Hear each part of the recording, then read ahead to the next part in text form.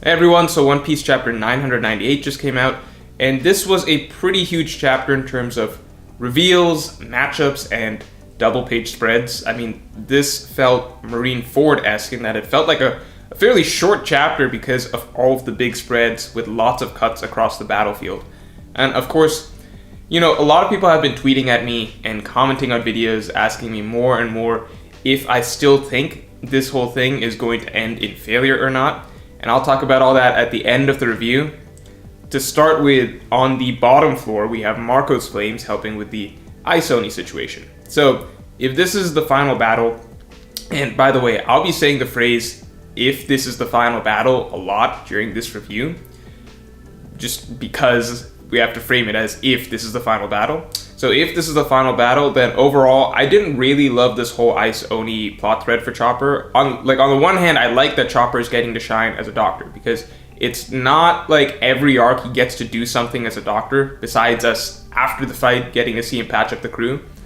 I guess Punk Hazard was the most doctor-focused arc I can think of him off the top of my head. It had a nice running plot that was pretty important, curing the kids and all that, but that's not the norm. Like, usually we wouldn't expect Chopper to get a full doctor storyline in an arc. And also, Zoe, at the beginning of Zoe, that was really quick. Chopper did get to act as a doctor in the spotlight, but not like Punk Hazard, where it was a big deal throughout the arc. So, on the one hand, I like that this was the first fight, at least the first fight I can remember, where Chopper had to, he had to be a doctor and do doctor things that no one else could do in the middle of the fight itself. And this was objectively really important, because solving the Ice Oni situation was obviously important, but at the same time, it just went by so fast. I didn't really feel like, for me personally, enough time or focus was spent on it to really feel, for me to feel the drama of the situation, escalate, and for me to really get, I guess, invested in what Chopper was doing.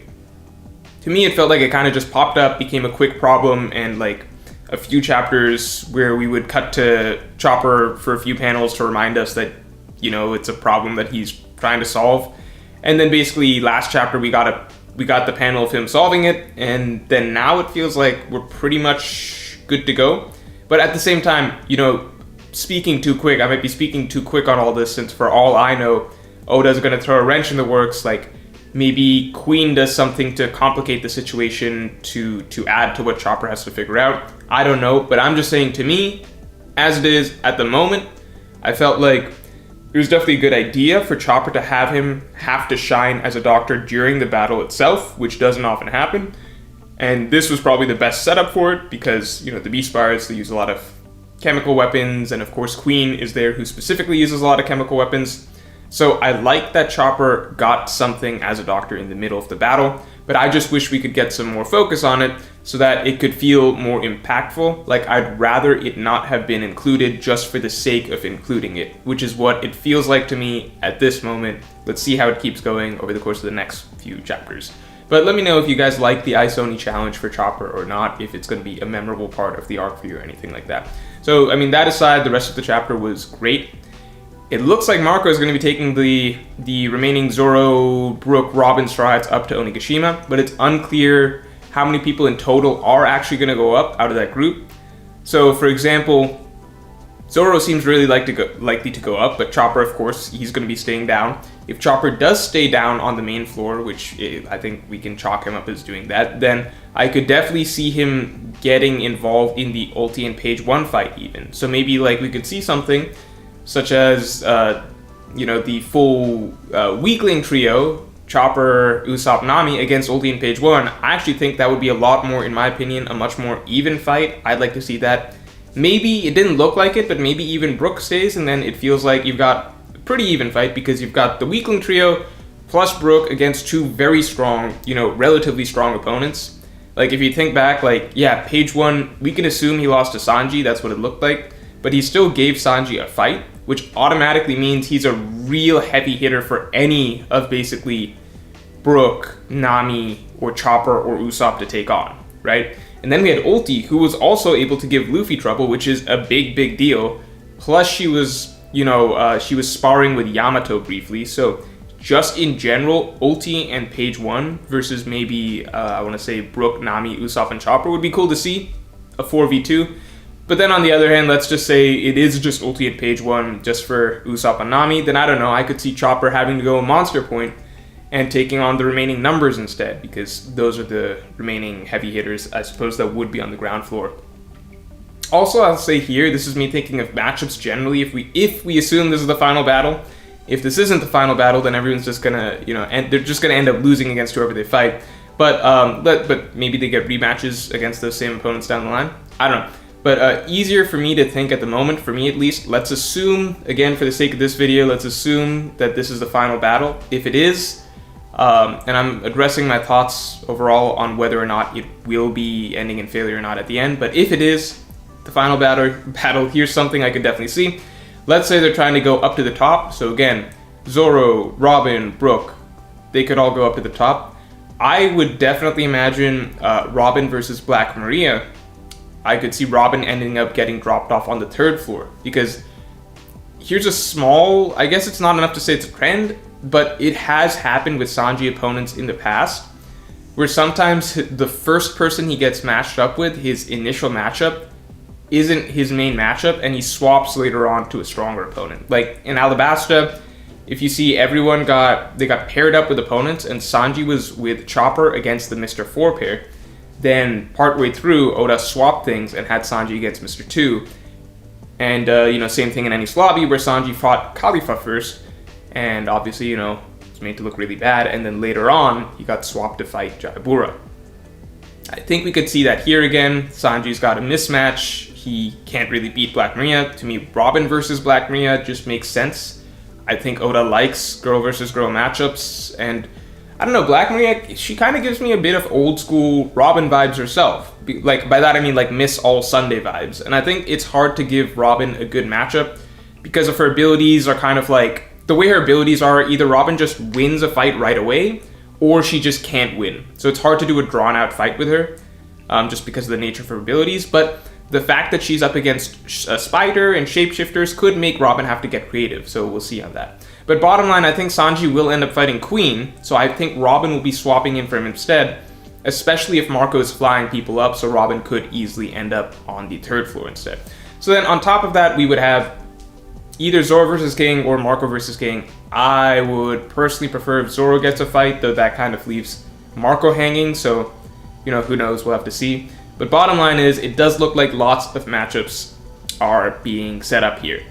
I loved the Frankie and Sasaki setup because it just feels right. Like Sasaki, a lot of people guessed he would be a Triceratops. I, by the way, was totally off initially. I had said way back that I thought that he might be a T-Rex, but in that case, Sasaki's a Triceratops, obviously. So in that case, who is Oda saving the T-Rex for?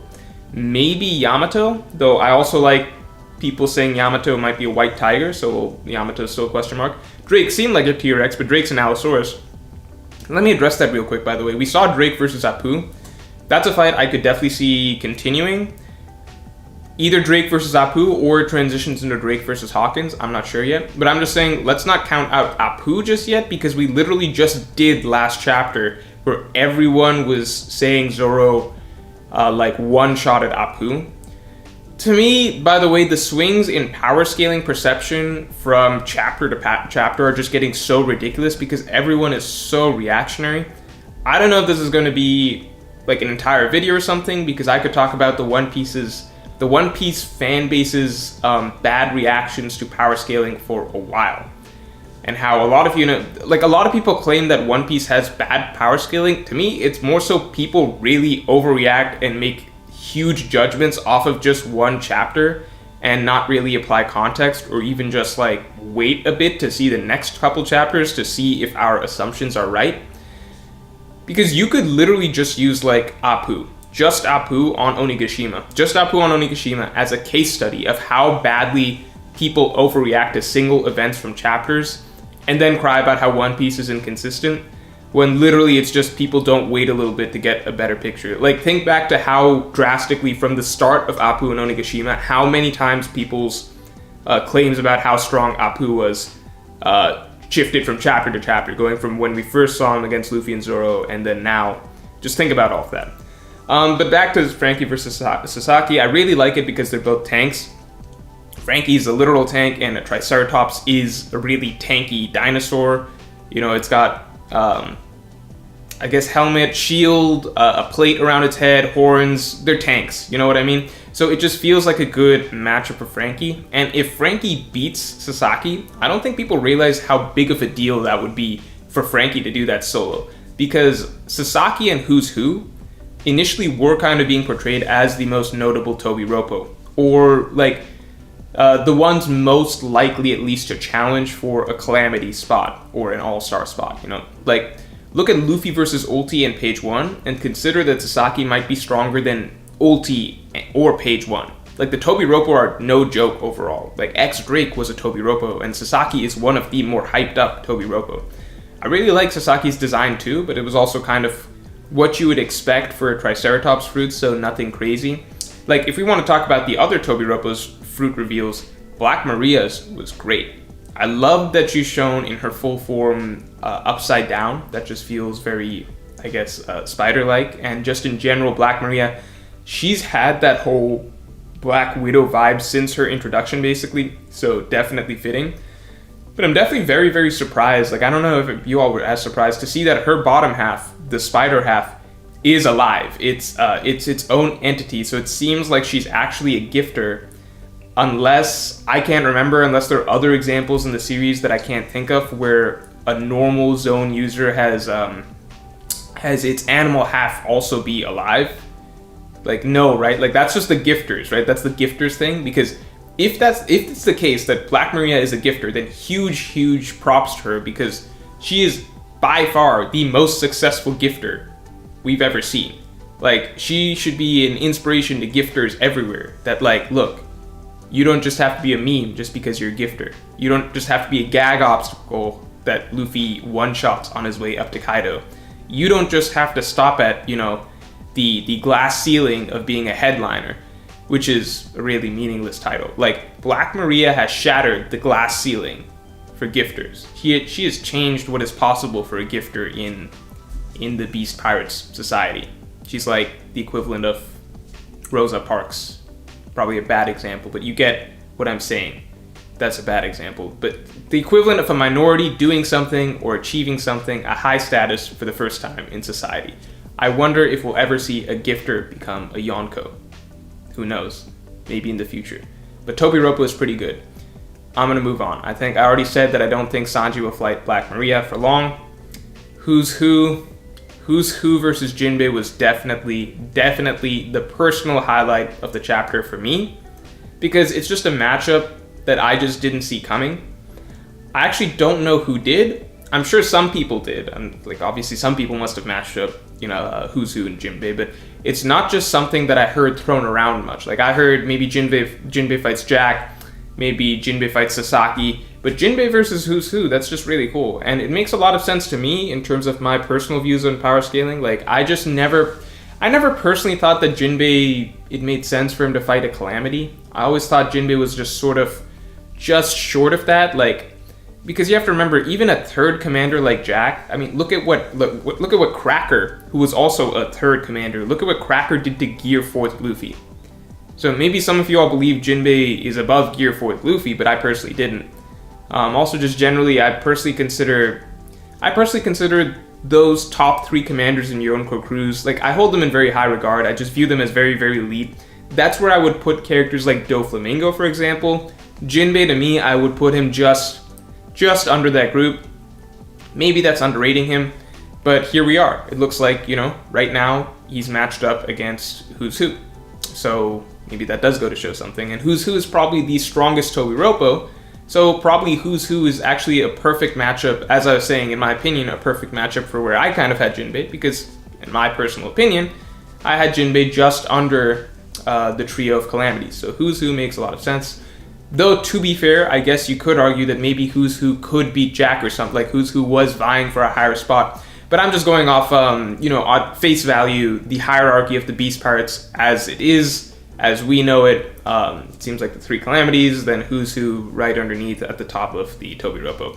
But more than that, okay, so sorry on the power scaling tangent. I just liked seeing Jinbei get a matchup that made sense for where I personally considered him, and I wanted to mention that. The main thing I also really liked was Who's design. This was definitely my favorite design out of the Tobi Roppo that was revealed this chapter. Maybe it's the pose, or maybe it's like the cigarette, or the fact that the pose that he's just a giant relaxed cat with his helmet on. He's like looking down at Jinbei. I don't know, it was just a really cool page to see Who's Who facing off with him, and I like the details of what the rest of the characters in the Cat's Cafe are doing. There's some cool designs in there. And by the way, I don't have a good theory on how he knows Jinbei. I think that's really cool to throw in, because it makes Who's Who more interesting, that he has some sort of, significant past, possibly significant past, where he could have run into Jinbei back when Jinbei was Shichibukai.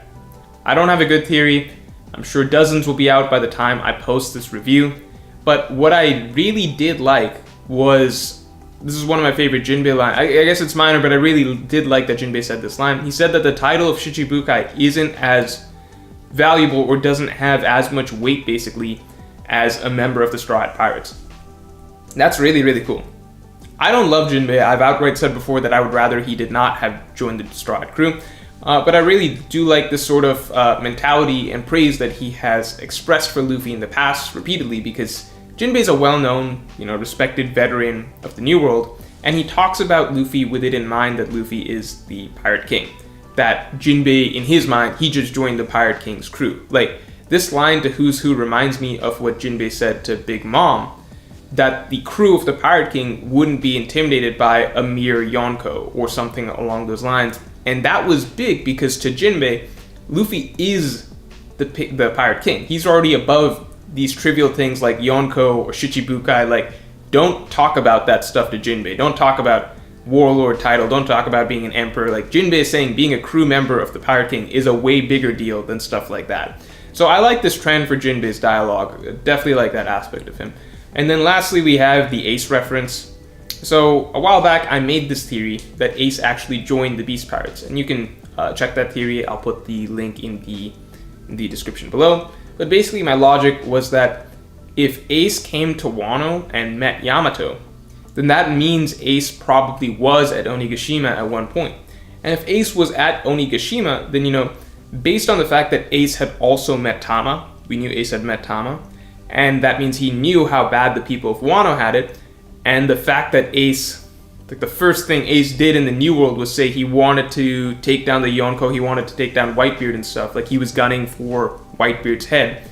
So overall, just all those things taken into account, my thinking was that if Ace was in Wano, if Ace was in Onigashima, then there's no way he wouldn't go after Kaido. Like, there's no way, Ace, of all people, wouldn't be like full-on, headstrong, hot-headed, angry to go after Kaido. So, at the very least, that part of my theory was confirmed, that Ace did in fact at one point try to take down Kaido, so 50% confirmed. The next part of my theory was that if that's correct, that Ace tried to take down Kaido, then in my mind, the logic, I guess what would make most sense would be Ace gets beat. I think we can all assume that happened.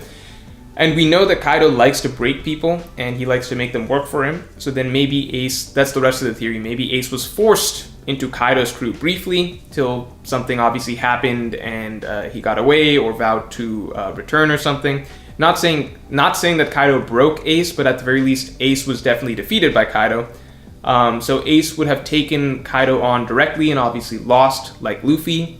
And if that's the case, then the next step from Kaido's end would have probably been to, try and make Ace a subordinate, because that's what Kaido does. So we have to wait, and we have to see if that's actually what happened. But I just like the fact that at least part of it was confirmed, that Ace trying to take down Kaido, that did happen. I think it's very safe to say Ace lost. So then the final piece of that theory would be that if Ace lost and was then made to work for Kaido briefly. That is yet to be determined. We'll find out soon, hopefully. So lastly, let me talk about everyone's favorite topic. Is the raid going to fail? I don't know. I really don't know. I know, I'll definitely acknowledge that a lot of things this chapter look like the final battle setup. To me, it's mainly setting up the matchups that feels big, that feels final battle-esque, though obviously that is also what Oda would do to lead the reader to think that it's the final battle, to make a loss more impactful. But then obviously also the more straightforward route is that, this is just the final battle. So, have I changed my mind? It's difficult to say, but no. I'm sticking with the raid failing. We're gonna ride or die on this. The raid will end in failure. It's too late now. I can't back out now. Also, logically, in my mind, I'm just holding on to my initial argument for why I believe the raid will fail. I think that's still very valid. And I think there's still a lot of other things still hanging in the plot that suggest that they won't win here. And small things that have happened over the course of Onigashima that still make me think that this just isn't the time yet. It doesn't make sense for them to win here. And also, of course, I'm just sticking to my guns at this point. Sink with the ship if we're wrong, but we still hold out faith that we're going to be right. And don't worry, if I'm wrong, which I don't think I will be, but if I'm wrong, I'll be doing a full video addressing myself being wrong, and you can all get your jokes out then. Obviously, I will do a celebration stream if the raid does fail, not because the theory was right, but because I genuinely believe that's really, really good and better for the story, and would be amazing for Wano and One Piece in general. So, on that note, I will talk to you all later.